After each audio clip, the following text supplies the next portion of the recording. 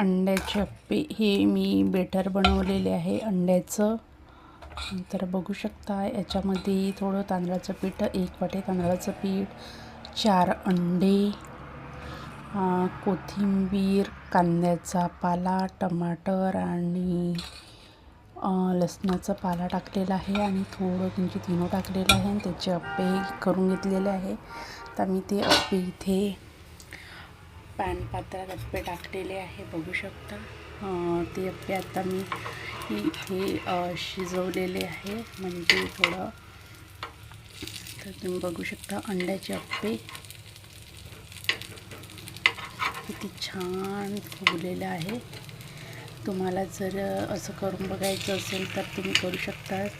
श्रीकुंडला आत्ता नाश्ता पाहिजे होता. आता 3 वाजलेले आहे दुपारचे.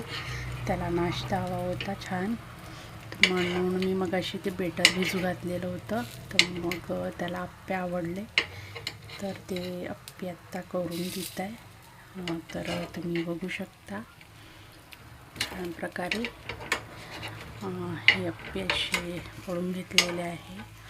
दोन्ही बाजूनी शेकून घ्यायचं.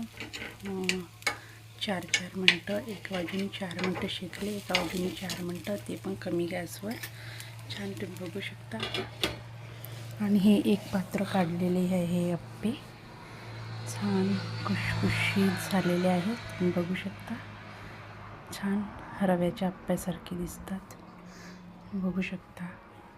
माझी रेसिपी आवडली असेल तर लाईक, शेअर अँड सबस्क्राईब करा. बाय.